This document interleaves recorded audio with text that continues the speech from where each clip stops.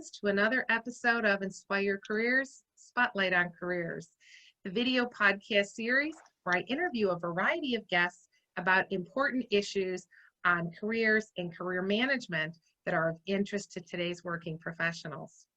I'm really excited today about my guest. My guest today is Kim Marie McKernan. She is founder of Inspired Outcomes. I'm Inspired Career, she's Inspired Outcomes, and I thought that was very serendipitous that we should talk today. Welcome, Kim. Thank you so much. It's so great to reconnect with you, and thank you for this opportunity to share some ideas. Kim is the founder of Inspired Outcomes, and the reason I asked her to join us today is because personal branding and company branding is so critical to success today, and it's such a topic we hear so much about. But her company also has a really unique spin on how she achieves branding goals with her clients. And so I wanted to talk to her about that today, and to put this conversation right up in front as we're entering 2021. People should be thinking about their personal brand. Companies are thinking about what new ways to approach this year. So let's talk about that a little, Kim. Give us a little background on yourself, your company, and how you got into the field of branding.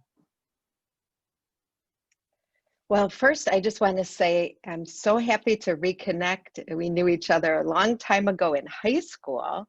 Oh, don't tell as you anybody said, when we that both was. had 2 years ago, right? Right. And now we really both have these companies that lead with inspiration. So delighted to talk today. I'd really like to share my story because I think a lot of people can relate to it. I spent most of my career in the corporate world. I worked for very large companies, all the way from General Motors to Moog in East Aurora. I traveled all over the world. I had the pleasure of working with colleagues in Germany, China, Japan. I led a team of 12 people around the world to ensure we had a consistent brand and excellent marketing. I was really lucky working for a very large company as well, that I had brilliant colleagues and worked with the top experts on branding. But now in my own business, I can take all this that I learned and really help other businesses. And this really drives me. I'm a learner, and I'm very lucky I had the opportunity to earn an MBA and also a master's in the science of creativity from SUNY Buffalo State. It opened up a whole world for me, Kathy. I learned so much, and I learned about a concept called appreciative inquiry, which I know we'll talk about in a couple of minutes. But I was able to teach these skills to emerging leaders at Moog, develop them, and I saw the power of it. So in 2019, I left the corporate world to start my own business called Inspired Outcomes. And I'm passionate about this idea that we need to be more collaborative, creative, and positive in the way we work. So I developed my own way of doing branding as a way to help businesses who are starting something new to bring their vision to life, and with this strong brand that's going to get them results. Well, you said a phrase that I'm sure many people are not aware of. I wasn't when we first spoke. So can you talk to us a little bit about appreciative inquiry? What is that exactly? So appreciative inquiry is a proven method, and it focuses on strengths, successes, and co-creating the future. It was actually developed in 1987, but a lot of people don't know about it, even though it's been around a while, by a man named Dr. David Cooperrider. And now it's used extensively around the world, especially for change management. And I always like to tell people, consider the name: appreciative, gratitude, positive, growing in value, appreciate. The second part, inquiry, asking deep and meaningful questions that prompt positive change. Many people have heard of positive psychology, Strengths Finder, Clifton Strengths, and these are very aligned ways of looking at organizations in terms of the positive. There's a lot of research behind it, and it's really used extensively. One-to-one coaching, leadership development, even summits with over 1,000 people. So this is a very, very flexible tool. I'm certified in it, and I use it normally for helping people develop strategy. But I have developed my own way of using it with over 100 tools and creativity that I learned in the program. So I really combine this idea of appreciative inquiry and creativity with best practices. And it's the idea that you start with the brand and you focus on your strengths and what's working. And that's the foundation. And I've seen some excellent results. I've been doing some work with the Jacobs School of Medicine. And for example, if you use appreciative inquiry to focus on your strengths and what brings you joy, for example, when you're picking a specialty as a doctor, that's a very different place than saying, oh, this is what I don't want to do. So I've seen great successes with it. You know, Kim, that reminds me, when I talk to my clients and I'm interviewing them about not only their past successes in their work, but we talk about what made that successful. I often use the term with them about their zone of genius, right? That little space that you're in, that's your sweet spot, where it all comes together. And it's not where you're better than anybody else, but it's where you're your best. That sounds very similar to me about what you're talking about. Exactly, exactly. And it's that positive approach lets people shine what's really special about them. And I think that's a lot of what we're going to talk about today in personal branding. Well, can you take it back just a little bit and talk about branding? I know, I use that term all the time. It's become a very popular term used on LinkedIn and all over the place. But can you just kind of break it down for people a little bit and talk about that importance of branding for teams, for startups, for established organizations, and even for people, individuals? Sure, I'd love to. So the first thing I'm going to say sometimes shocks people. You do not own your own personal brand. Brand is really held in the perception of others. So if a person, that could be your coworker, colleagues, friends, a business, that's your customers, vendors, and employees, right? It's perceived through the lens of others. And it's also made up of every single interaction you have. And as human beings, we are wired to detect any inconsistency. So that's where the consistency of a brand is so important. And I am passionate about talking about this idea of authentic or true. And why that's important is that when you create this perception in another, anytime you do not meet their expectations and create that inconsistency, you can lose all that work that you've done. So for example, if I say I'm customer centric, but I never return your phone calls, it's going to take me a long time to overcome that inconsistency in the mind of my customer, right? So a brand is a great value because it is how you're going to be remembered. If you think about yourself, a lot of people tell me the biggest struggle they have with their brand is they're humble, right? That they don't feel comfortable talking about themselves. But that's where the true brand comes in, right? Because if it's truly you, you are comfortable. And one of my clients I remember was running for public office for the first time. And he really wanted some help with his brand. And he was just like this, very humble. But as soon as we finished the process and we came up with a way of talking about him that was authentic, he had his pitch down the very next day. So this idea of if it's true, it's not going to be any effort at all to be consistent. This is how you come across, this is the reality, and it's going to be something you want to sing from the rooftops because it's true. So I always say, authentic personal brand is so important in your career because this is how you are going to be remembered by others. Well, Kim, I hear that all the time from my clients when I'm speaking with them. And for the most part, they are humble, but they're not really sure how to talk about themselves. And what that is really about communicating their value and who they really are. And that's where the authenticity comes in. And what's that old saying too, you know, if it's true, you're not bragging. And I think that's where people get confused about being able to Yes. communicate their brand and their value, and confusing that with bragging and with saying things that aren't true. But you keep hitting on the authenticity piece. Can you talk a little bit about that as people are taking this step for the first time and they're thinking about it and reflecting? And when you're talking about organizations, you've got a big mind trust there, and you may have already established a brand with the public.